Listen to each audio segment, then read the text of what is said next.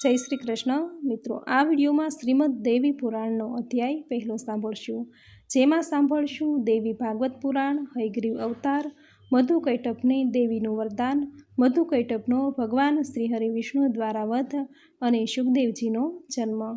આ કથા નવરાત્રિમાં સાંભળવાનો મહિમા છે। શાસ્ત્રોમાં કહ્યું છે કે દેવી પુરાણ વાંચવા અને સાંભળવાથી વ્યક્તિને ગંભીર બીમારીઓ, અતિવૃષ્ટિ, દુષ્કાળ, ભૂત પ્રેત, સંકટ અને અન્ય પરેશાનીમાંથી મુક્તિ મળે છે। આ કથામાં સુતજીએ કહ્યું છે કે દેવી ભાગવત પુરાણ સાંભળવાથી વ્યક્તિ જો ગરીબ હોય તો તે ધનવાન બને છે, રોગી હોય તો તે સ્વસ્થ થાય છે, પુત્રહીન સ્ત્રી જો દેવી પુરાણનો પાઠ કરે તો તેને અવશ્ય સંતાન પ્રાપ્તિનું વરદાન મળે છે।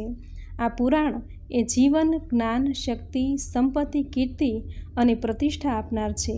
આથી જ નવરાત્રિમાં માની પૂજા, આરાધના, વ્રત, જપ જો કંઈ પણ ન થઈ શકે તો શ્રીમદ દેવી પુરાણ થોડો સમય કાઢીને પણ જરૂર સાંભળવું જોઈએ।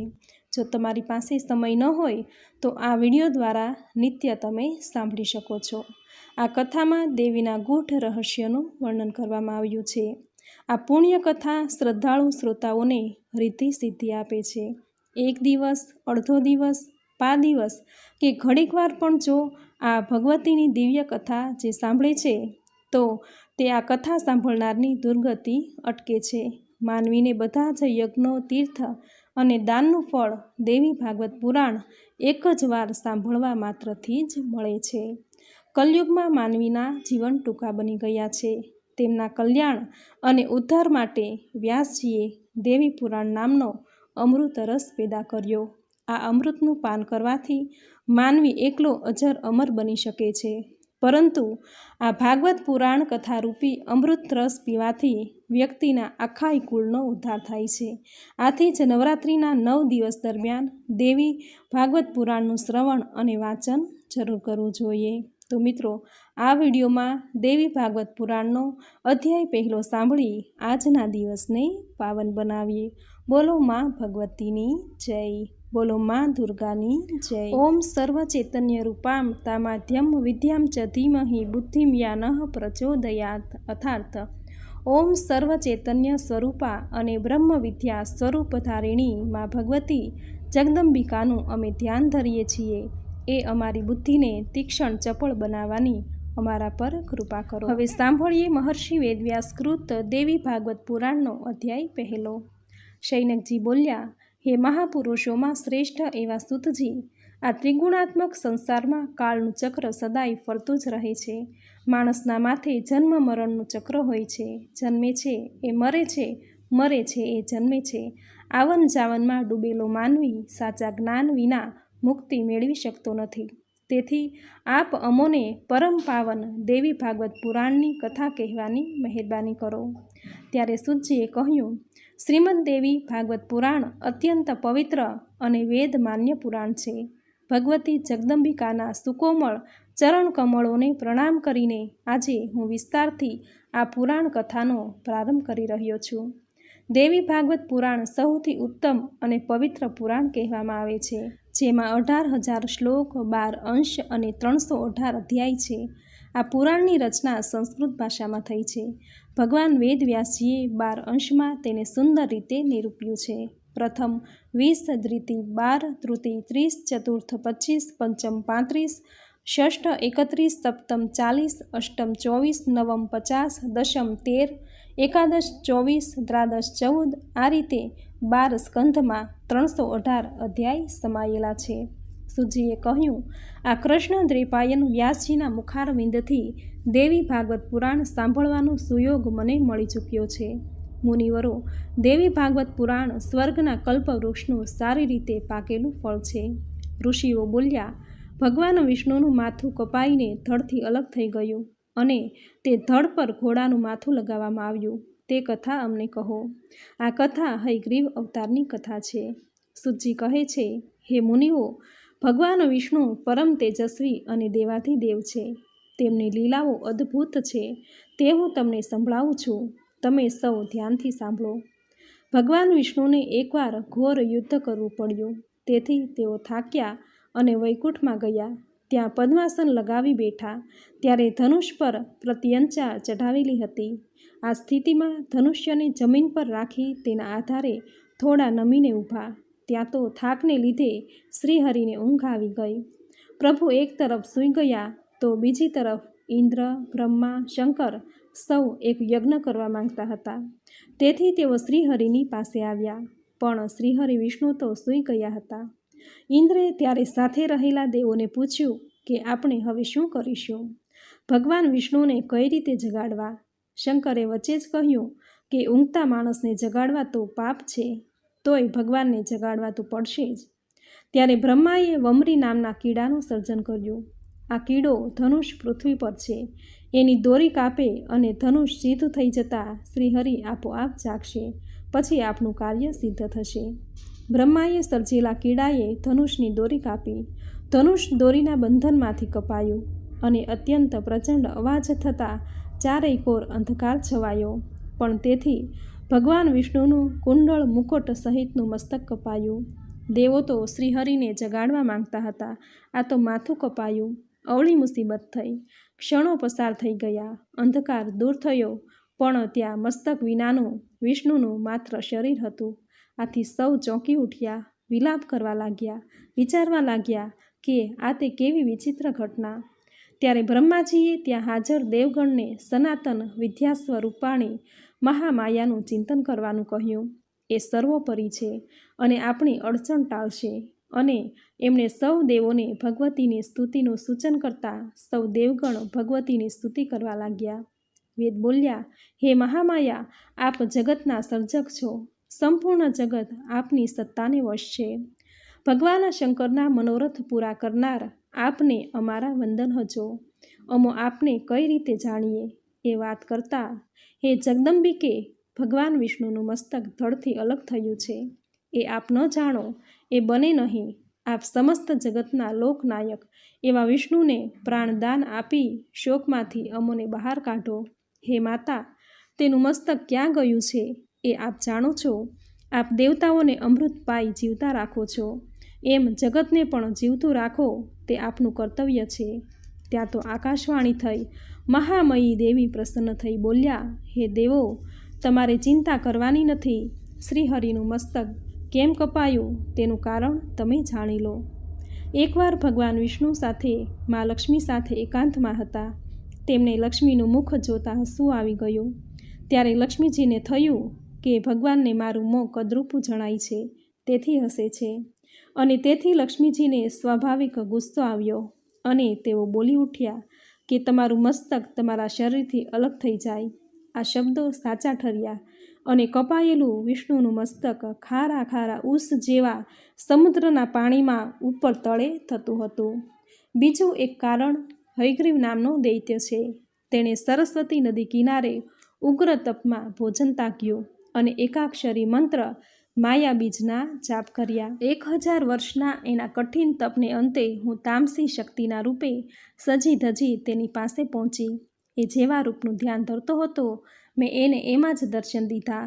મેં સિંહ પરની સવારીમાં જ કહ્યું, મહાભાગ, તારી જે ઈચ્છા હોય તે વરદાન માંગ. મારા શબ્દોથી તે ખુશ થયો. મારી પ્રદક્ષિણા કરી નમસ્કાર કરીને ઉઠ્યો.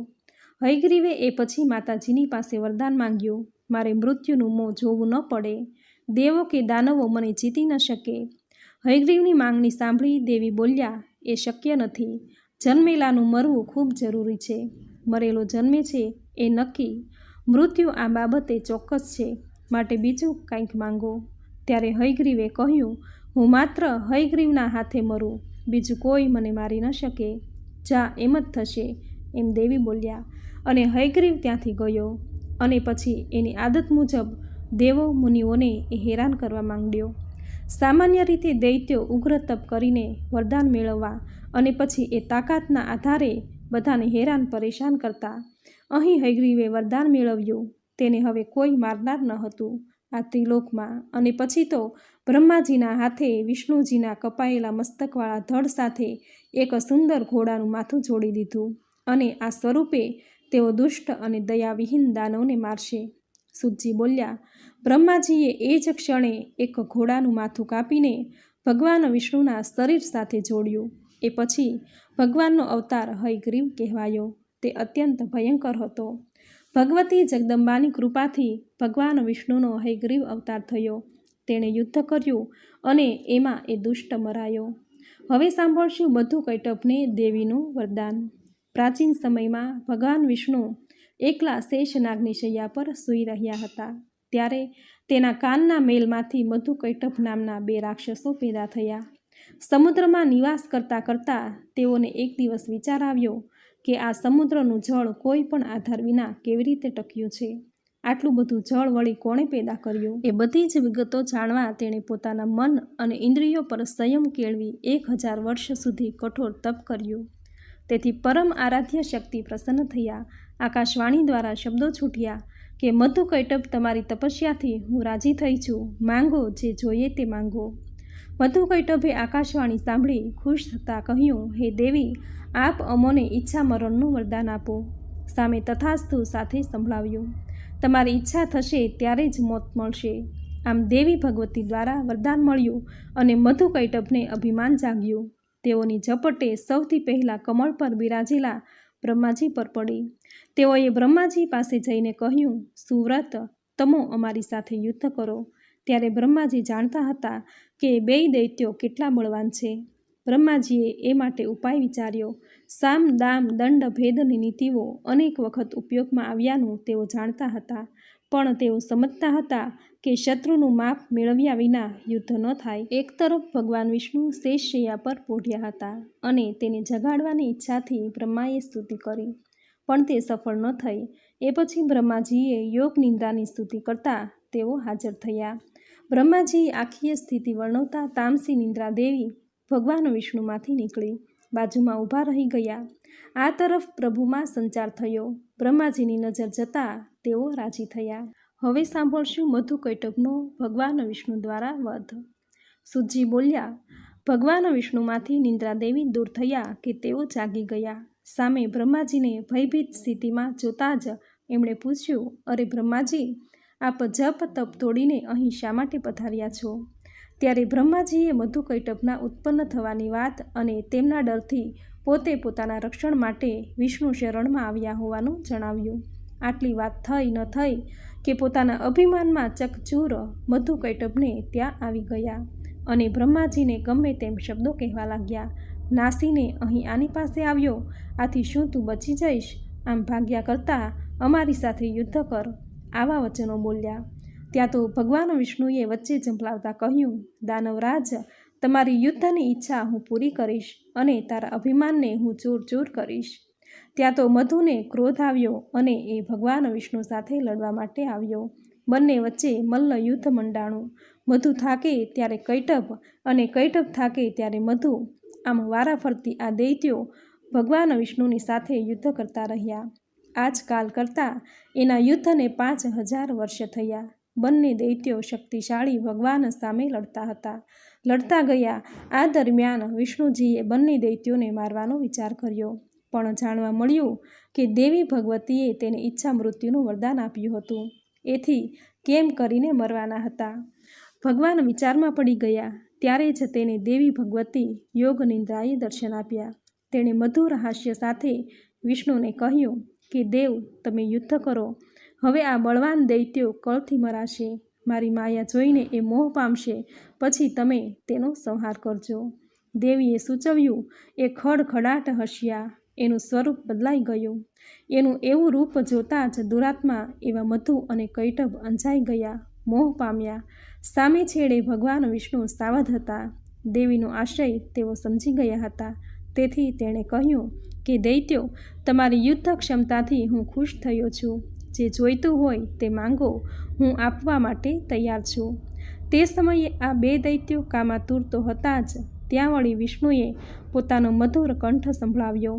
ત્યારે અભિમાનમાં છકી ગયેલા 2 દૈત્યો બોલી ઉઠ્યા કે વિષ્ણુ, અમે યાચક બની માંગવા નથી આવ્યા. તમો વળી અમોને શું આપવાના હતા? અમે ઉદાર છીએ, યાચક નથી. અને હા, તમારે અમારી પાસેથી કંઈ જોઈતું હોય તો માંગો. ભગવાન સમજી ગયા કે શોકથી બરાબરની વાકી છે, એટલે તેણે માંગ્યું, બસ તમારું મોત મારા હાથે થાય. અને પછી મધુ અને કૈટભ નવાઈમાં પડી ગયા. બોલતા બોલાઈ ગયું, પણ તેઓ ભગવાન દ્વારા છેતરાઈ ગયા હતા અને ભગવાન વિષ્ણુએ પળનોય વિલંબ કર્યા વિના પોતાના સુદર્શન ચક્ર વડે મધુ અને કૈટભના મસ્તક છેદી નાખ્યા. બંને દૈત્યોના ભગવાન દ્વારા અંત આવી ગયો. તેના લોહીથી સાગર લાલ લાલ બની ગયો અને પૃથ્વીનું નામ મેદની પડ્યું. એ પછી ઋષિઓના નમ્ર નિવેદન પછી સૂતજીએ વ્યાસજીના પુત્ર શુકદેવજીની કથા કહેવી શરૂ કરી, કેમ કે વ્યાસજીની તપસ્યાને શુકદેવજી પુત્ર રૂપે પ્રગટ થયા હતા. હવે સાંભળશું શુકદેવજીનો જન્મ. શુકદેવજી કહે, પ્રાચીન કાળે સત્યવતીના પુત્ર વ્યાસજી સરસ્વતી નદી કિનારે બેઠા હતા. ત્યાં આશ્રમમાં 2 ગોરૈયા પંખીઓને જોઈને તેઓ નવાઈ પામ્યા. માળામાં એક બચ્ચું તાજું જન્મેલું હતું અને એ બચ્ચાને બંને પંખી વહાલ કરતા હતા. આ દ્રશ્ય જોઈ વ્યાસજી વિચારે ચડ્યા. ત્યાં જ નારદજીએ આવીને પૂછ્યું, રે પાયન, આપ શાની ચિંતામાં છો તે મને જણાવો. ત્યારે વ્યાસજીએ કહ્યું કે મેં એવું સાંભળ્યું છે કે પુત્રહીનને ગતિ મળતી નથી, માનસિક શાતા મળતી નથી, તેથી હું દુઃખી ચિંતામાં છું. મારા મનોરથ પૂર્ણ કરે એવી કયા દેવની હું પૂજા કરું તેવા વિચારોમાં ખોવાઈ ગયો છું. સૂતજીએ કહ્યું કે વ્યાસજીના આ પ્રશ્નથી નારદજી અત્યંત પ્રેમપૂર્વક કહેવા લાગ્યા કે જો તમારો પુરુષાર્થ સિદ્ધ કરવો હોય તો ભગવતીના ચરણ કમળને તમારા હૃદયમાં ધારણ કરો. તમારી જે પણ અભિલાષાઓ છે તે બધી જ ભગવતી જગદંબિકા અવશ્ય પૂરી કરી દેશે. ત્યારે વ્યાસજી ભગવાન શંકરના દર્શન પછી પોતાના આશ્રમે આવ્યા, જ્યાં તેના પતિ અરુણી હાજર ન હતા અને એ સમયે ધ્રુતાજી નામની એક અપ્સરા દિવ્ય રૂપ ધારણ કરેલી તેને જોવા મળી.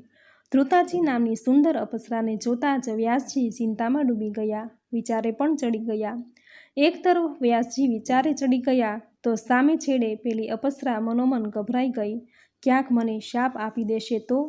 એવા ખ્યાલ સાથે તેણે પોપટીનું રૂપ લીધું અને ભય સાથે વ્યાસજીની આગળ પસાર થઈ ગઈ. ત્યારે અપ્સરાને જોતાં જ મુનિના મનમાં કામ વાસના જાગી ઉઠી.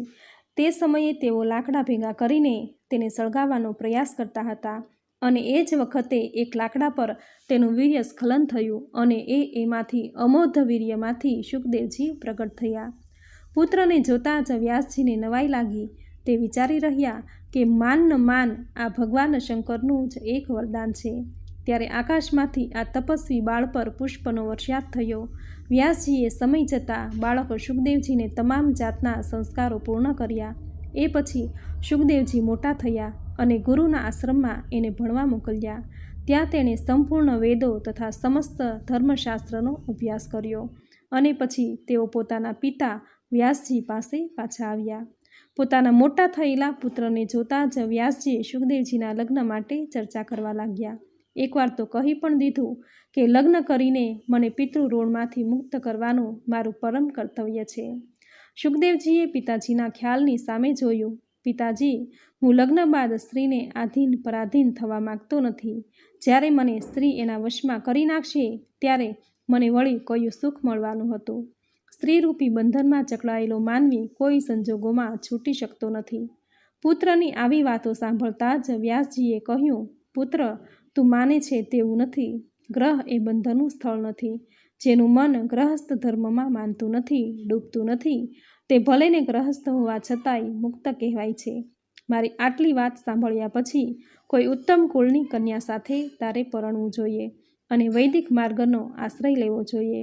સૂતજીએ કહ્યું, શુકદેવજી બુદ્ધિશાળી, દેખાવે શાંત અને મનથી સંન્યાસી હતા અને એની વાતો સાંભળતા જ વ્યાસજી કહેવા લાગ્યા, તું ભાગ્યશાળી પુત્ર છે. મેં રચેલા દેવી ભાગવત પુરાણનું તું અધ્યયન કર. એના 12 સ્કંધ છે, જે પુરાણોના ઘરેણાં સમાન છે, જેને સાંભળવાથી સદ અસદની જાણ થતી હોય છે, વસ્તુનું જ્ઞાન જાણવા મળે છે. એ વખતે ભગવાન વિષ્ણુ બાળકના રૂપે એક વટપત્ર પર સૂતા સૂતા વિચારતા હતા, કયા ચેતન પુરુષે મારી આ સ્થિતિ બનાવી છે એ અંગેની ચિંતા કરતા હતા. ત્યાં ભગવતી દેવી યોગ માયાએ એની શંકા ચિંતાનું નિવારણ કરતા માત્ર અડધા શ્લોકમાં બધા જ પુરુષાર્થોને સિદ્ધ કરનારા વચન કહ્યા. આ જગત માત્ર હું છું અને મારા સિવાય અન્ય કોઈ ચીજ અવિનાશી નથી. સર્વ ક્લિવદ મેવાહમ ન્યાયદસ્તિ સનાતનમ. ત્યાં તો ભગવતી યોગમાયા વિષ્ણુ સામે પ્રગટ થયા. તેના ચારે હાથોમાં દિવ્ય વિગ્રહ, શંખ, ચક્ર, ગદા, પદ્મ વગેરે તેની શોભામાં વધારો કરતા હતા. ત્યારે સૂજીએ કહ્યું, બરાબર આ જ સમયે ચારેકોર માત્ર જળ જ હતું અને એમાં એકાએક મનને લોભાવનારા મહાલક્ષ્મીના દર્શનથી વિષ્ણુ ભગવાન નવાઈમાં ડૂબી ગયા. રતિ, ભૂતિ, બુદ્ધિ, મતિ, કીર્તિ, સ્મૃતિ, ધૃતિ, શ્રદ્ધા, મેઘા, સ્વાહા, સ્વધા, શ્રુધા, નિંદ્રા, દયા, ગતિ, તૃષિ, પૃષ્ટિ, ક્ષમા, લજ્જા, જુંભા, તંદ્રા વગેરે શક્તિઓ મહાદેવી લક્ષ્મીની આજુબાજુ સખી રૂપે જોતા જ વિષ્ણુ નવાઈમાં પડ્યા. એટલે દેવી પૂછવા માંડ્યા કે વિષ્ણુ, તમે વિસ્મિત વિમુગ્ધ કેમ થઈ ગયા છો? તમે મને ઓળખતા નથી કે શું? તમો સગુણ પરબ્રહ્મ છો, તેમ હું સગુણા શક્તિ છું. હવે તમારા નાભિ કમળમાં બ્રહ્માજી પેદા થશે, જે સંપૂર્ણ જગતની રચના કરશે, જે રજોગુણથી ભર્યું હશે. વિષ્ણુએ પોતે આગળ અડધો શ્લોક સાંભળ્યો હતો. એ અંગે પૂછતા દેવી બોલ્યા, સાંભળો વિષ્ણુ, હે સગુણ સ્વરૂપા ચતુર્ભુજવાળી ભગવતી, હું છું, આ મારો પરિચય છે. તમે સમજો કે નિર્ગુણા ભગવતીએ અડધો શ્લોક કહ્યો છે. તેને પરમ પવિત્ર દેવી ભાગવત પુરાણ સમજવું જોઈએ. વ્યાસજી કહેવા લાગ્યા કે ભગવાન વિષ્ણુએ એ મહામંત્રને પોતાના હૈયામાં સદાને માટે સ્થાપી દીધો. થોડા સમય પછી વિષ્ણુના નાભિ કમળમાંથી બ્રહ્માજી પેદા થયા. તેઓ દૈત્યોથી ગભરાતા વિષ્ણુની શરણમાં આવ્યા અને ત્યારે વિષ્ણુએ મધુકૈટભ નામના દૈત્યનો વધ કર્યો અને પાછા સ્પષ્ટ અક્ષરવાળા અડધા શ્લોકના જાપમાં મગ્ન થઈ ગયા. આ જોઈને બ્રહ્માજીએ પૂછ્યું કે પ્રભુ, આપ તો બધા જ દેવોના આરાધ્ય છો, તમારે વળી કોના જાપ કરવાના હોય? ત્યારે વિષ્ણુજી બોલ્યા કે જેનાથી જગતના તમામ પ્રાણીઓ પેદા થયા છે તેવા ભગવતીને હું સ્મરું છું, જેમાં આપનો સમાવેશ છે. વ્યાસજી કહે, બ્રહ્માજી વિષ્ણુના નાભિ કમળ પર હતા. તેણે પણ અડધો શ્લોક યાદ કરી તેના બુદ્ધિશાળી પુત્ર નારદને શિક્ષણ આપ્યું. નારદજીએ એ શિક્ષણ મને આપ્યું અને મેં 12 સ્કંધોમાં તેનો વિસ્તાર કર્યો. આ પુરાણમાં ભગવતી ઉત્તમ કથાઓ કહેલી છે. તેમાં વળી 18,000 શ્લોકો છે. તેના વાંચન પઠનથી સુખ મળે છે, શાંતિ મળે છે, પૌત્ર પૌત્રાદિથી જીવન સંપન્ન કરે છે, દીર્ઘ જીવન આપે છે. ધર્માત્મા સૂત મારા શિષ્ય છે. આ મંગળકારી પવિત્ર પુરાણનું તમારી સાથે પણ અધ્યયન કરશે. સૂતજી કહે છે, આમ વ્યાસજીએ તેના પુત્ર શુકદેવજીને અને મને દેવી ભાગવત પુરાણનો ઉપદેશ આપ્યો. એક દિવસ શુકદેવજીને ચિંતામાં ડૂબેલા જોઈ વ્યાસજીએ પૂછ્યું કે પુત્ર, તું હંમેશા ચિંતામાં ખોવાયેલો કેમ રહે છે? મારા કહેવાથી તને શાંતિ ન મળતી હોય તો મિથિલાપુરીના જનક રાજા પાસે જા, જેઓ જીવન મુક્ત અને સત્યવાદી છે. એ તારી સઘળી શંકાઓનો ઉકેલ કરશે. અને પછી વ્યાસજીના ચરણ સ્પર્શ કરી શુકદેવજી મિથિલાપુરની ભવ્ય નગરીને નિહાળતા મિથિલામાં આવી પહોંચ્યા. નગરીના લોકો સુખી, સંપન્ન, સત્ય સદાચારવાળા જોઈ એ ખુશ થયા. શુકદેવજીના આગમનથી રાજા જનકે તેને આગમનનું કારણ પૂછ્યું. ત્યારે શુકદેવજીએ લગ્ન ગ્રહસ્થાશ્રમને ઉત્તમ છતાં બંધનકારી સમજીને તેનો સ્વીકાર ન કર્યો. હું સંસારના બંધનથી મુક્ત થવા ઈચ્છું છું. મારે શું કરવું જોઈએ તે જણાવવાની કૃપા કરો. ત્યારે જનકજીએ બોલ્યા કે મોક્ષના માર્ગે જવા પહેલાં યજ્ઞોપવિત સંસ્કાર લેવા, એ પછી ગુરુના ઘેર જઈ વિદ્યા અભ્યાસ કરવો, તેમાં શાસ્ત્રોની નીતિ રીતિઓ, ત્યારબાદ લગ્ન કરવા, ગ્રહસ્થ બનવું, પુત્ર અને પૌત્રો થતાં વાનપ્રસ્થ બનવું, તપસ્યાથી કામ ક્રોધ જેવા 6 શત્રુઓને કરડવા, પોતાની પત્નીને પુત્ર પાસે રાખવાની વ્યવસ્થા કરી ચોથા આશ્રમમાં પ્રવેશવું. આમ એવો વિરક્ત પુરુષ જ સંન્યાસી થવાનો અધિકારી છે. જો વૈરાગ્ય ન થાય તો સંન્યાસ લેવો યોગ્ય નથી. શુકદેવજીએ વધુ એક સવાલ પૂછ્યો. બુદ્ધિમાં વૈરાગ્ય અને પરોક્ષ પ્રત્યક્ષ થયા જ્ઞાન થયા પછી ગ્રહસ્થાશ્રમમાં રહેવું જરૂરી છે કે વનમાં જવું જોઈએ? ત્યારે જનક રાજાએ કહ્યું કે શરીરમાં રહેલી બળવાન ઇન્દ્રિયોને વશમાં કરવી ખૂબ કઠણ છે. સંન્યાસ લાગ્યા પછી કામ વાસના જાગે તેનો શો અર્થ? મનગમતું ભોજન અને સુંવાળી શૈયા મળતા માણસ સંન્યાસી બની શકતો નથી. વાસનાઓ શાંત થતી નથી. તેને જીતવી મુશ્કેલ છે. તેને શાંત કરવા માટે વૈરાગી બનવું જોઈએ. સંન્યાસી બન્યા પછી ભ્રષ્ટ થવાય તો તેનો અર્થ નથી. સૂતજીએ કહ્યું. એ પછી જનક રાજાની ખૂબ સારી વાતો સાંભળી સંસારનો સઘળો મર્મ પામીને શુકદેવજી પિતા પાસે આવ્યા અને પીવરી નામની એક સુંદર કન્યા સાથે લગ્ન થયા. તેને 4 પુત્રો થયા. કૃષ્ણ, ગોરપ્રભુ, ભૂરી અને દેવશ્રુત નામે ઓળખાયા. કીર્તિ નામની એક કન્યા પણ જન્મી. તે પછી તેઓ પિતાજી વ્યાસનો સાથ છોડીને હિમાલય ચાલ્યા ગયા. આ પ્રમાણે શ્રીમદ દેવી પુરાણનો અધ્યાય પહેલો અહીં સમાપ્ત થયો. બોલો દેવી ભગવતીની જય, માં નવદુર્ગાની જય. તો મિત્રો, આપણે સાંભળ્યો દેવી ભાગવત પુરાણનો અધ્યાય પહેલો. મિત્રો, નવરાત્રિના 9 દિવસ માં નવદુર્ગાની પૂજા આરાધના થાય છે. માં નવદુર્ગા એ દુર્ગણ નાશિની છે. માં દુર્ગાની આરાધના કરવાથી કઠિન કાર્ય પણ સરળ બની જાય છે. જીવનમાં ભક્તિ અને મુક્તિ મળે છે. સુખ, શાંતિ, યશ, કીર્તિ, ધન, વૈભવ, સંતતિ અને સંપત્તિ પ્રાપ્ત થાય છે. માં ભગવતીને પ્રસન્ન કરવા જે ભક્તો નવરાત્રિમાં દેવી ભાગવત પુરાણના પાઠ કરે છે, હોમ હવન કરે છે, તેમજ આ 9 દિવસ માની પૂજા અર્ચના કરી મન વાંછિત ફળની માંગણી કરે છે, તેની મનોકામના માં ચોક્કસ પૂર્ણ કરે છે. મિત્રો, પૂરી શ્રદ્ધાથી અને ધ્યાનથી દેવી ભાગવત પુરાણનો અધ્યાય પહેલો તમે સાંભળ્યો, જેનું પુણ્ય ફળ તમને જરૂર પ્રાપ્ત થશે. તમારી મનોકામના જરૂર પૂર્ણ થશે. તો મિત્રો, દેવી ભાગવત પુરાણનો આ અધ્યાય પહેલો તમે પૂરી શ્રદ્ધાથી અંત સુધી સાંભળ્યો, જે સાંભળવો તમને જરૂર ગમ્યો હશે. તો વિડીયોને લાઇક કરી કોમેન્ટમાં જય માં ભગવતી જરૂર લખજો. ચેનલ પર નવા છો તો ચેનલ સબસ્ક્રાઈબ કરી બાજુમાં બેલ આઇકન પ્રેસ કરી દેજો, જેથી આપણા આવતા દરેક નવા વિડીયોની નોટિફિકેશન તમને મળતી રહે. તો ફરી મળીશું આવી જ નવી ધાર્મિક માહિતી, નવી ધાર્મિક કથા અને નવરાત્રિના નવા અધ્યાય સાથે. ત્યાં સુધી આપ સૌને મારા જય માતાજી.